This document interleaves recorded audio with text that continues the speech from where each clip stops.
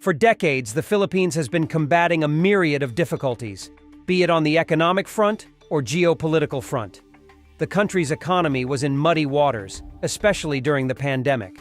On top of that, they faced issues with China regarding the South China Sea. China claims that almost 90% of the 3.5 million square kilometer South China Sea belongs to them under their 9-dashed line that crosses the exclusive economic zones of several other countries in the region. Countries can claim exclusive economic zones up to 200 nautical miles from their coastlines.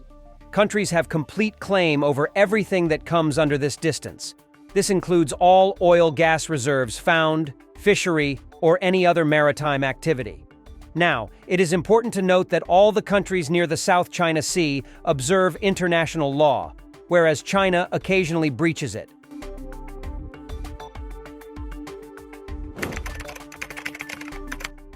The deposits of natural gas and oil make this South China Sea significant.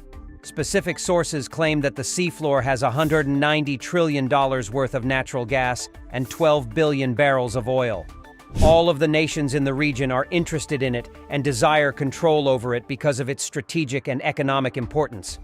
With $3 trillion in annual commerce, the South China Sea is the principal commercial entry point for 1/3 of all marine transportation worldwide. On the surface, marine life is essential to the economics and cuisines of the countries around it. All countries in the region follow the United Nations Convention on the Law of the Sea and respect their exclusive economic zones except China. This historical claim by China violates UN laws and creates unrest and tension with the Philippines and other South Asian nations. In the hope of a positive outcome, the Philippines reached out to international courts to resolve this issue legally with China in the South China Sea. In 2016, the Permanent Court of Arbitration ruled in favor of the Philippines on most of its submissions. The court concluded that China's claim to historic rights over the 9-dash line had no legal basis, as there was no evidence of China's right to exercise exclusive authority over the waters or its resources. However, China disregarded this ruling, calling it ill-founded. Since then, China has continuously militarized several islands in the sea and breached the territorial sovereignty of several nations, including Vietnam, Malaysia, and the Philippines. The expansion of the Chinese Navy has been a significant concern for the Southeast Asian nations. The Navy ships are equipped with the latest technology and missiles that can destroy targets at far distances. The Philippines have reported several incidents, a few happening near the Spratly Islands and Scarborough Shoal, where Chinese Coast Guard stopped the way of some fishing vessels and issued warnings to stay in their zones. The Spratly Islands, more than 100 small islands and reefs of the disputed archipelago, are surrounded by rich fishing grounds and maybe oil and gas deposits. About 45 islands are home to a few military personnel from China, Malaysia, the Philippines, Taiwan, and Vietnam. China, however, is far more present than any other nation. It has constructed 3,000-acre military outposts and added sand to several reclaimed islands. These military installations are situated on the islands of Subi, Mischief, and Fiery Cross. Recently, tensions with China have risen, and the Philippines accuse China's Coast Guard of dangerous maneuvers and aggressive tactics while on patrol.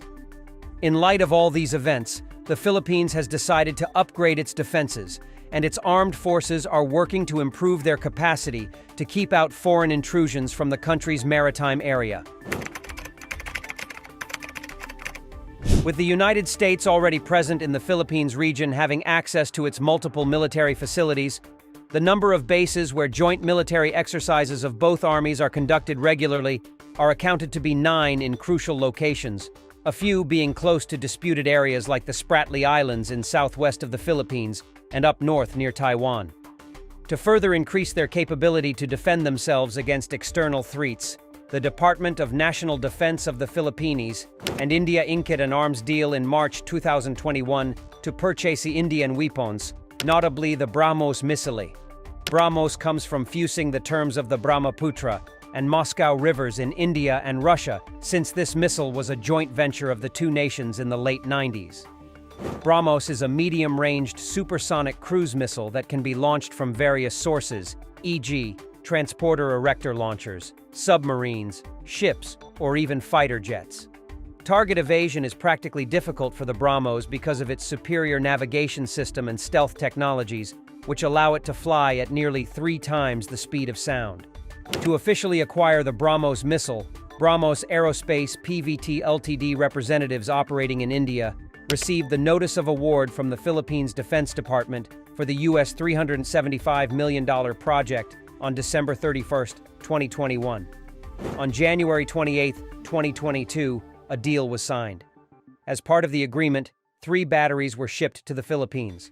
1 battery contains 3 mobile fire units, radar, command and control, and support units.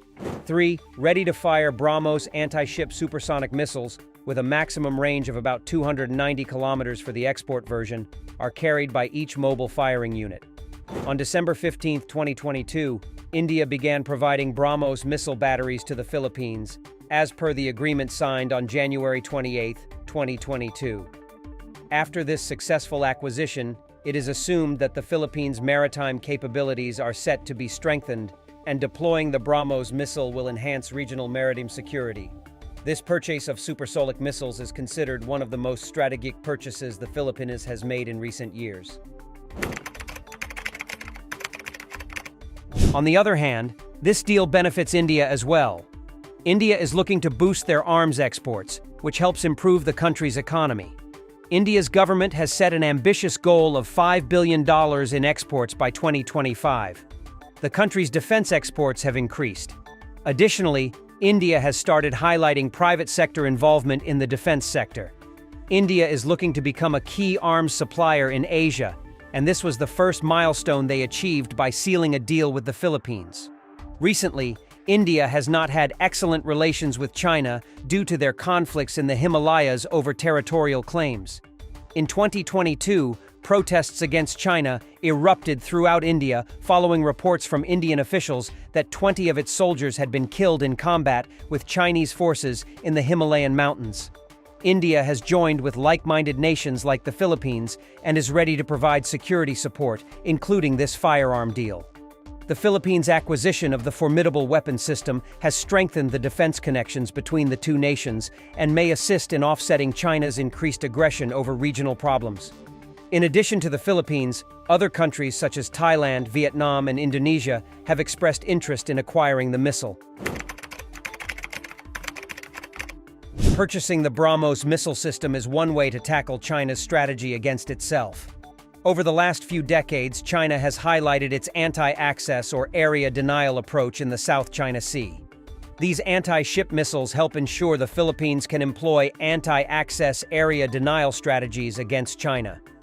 The acquisition may cause Chinese naval commanders to reconsider any attempts to forcibly take over islands or other features claimed by the Philippines, as it places Chinese assets in the South China Sea within the 290-kilometer range of the BrahMos missile. The cost of losing naval ships that cost several $1 million to a $1 million BrahMos missile would be huge, which China cannot afford. With a range of 290 kilometers, 180 miles, the BrahMos will cover a portion of the Executive Economic Zone as a defensive buffer, and it enables Manila to defend against a sudden attack from external forces, especially China.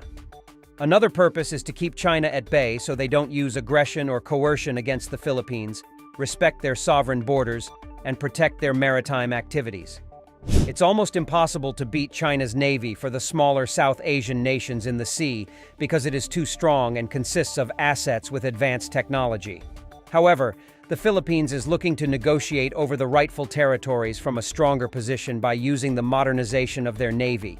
This military advantage held by the Philippines could potentially prompt China to reconsider its approach and seek diplomatic resolutions to challenges rather than resorting to the use of force. In summary, this acquisition of the supersonic missiles acquired by the Philippines is driven by a complex interplay of geopolitical and geostrategic factors, including regional security concerns, the defense of vital trade routes, and concerns over Chinese expansion. These developments have geopolitical implications that extend beyond the immediate region and contribute to the broader dynamics of the Indo-Pacific, which is characterized by the growing influence of major powers, especially the US and China. The South China Sea is important to all regional nations, and they all have legal claims. Due to its strategic location, China laid its historical claim and is not looking to back up and give up on the islands. The region is complex. With recent developments and countries investing in their defenses by buying different war missiles, China might look to take a step back and reconsider its foreign policies with other South Asian countries and resolve these territorial disputes over the South China Sea.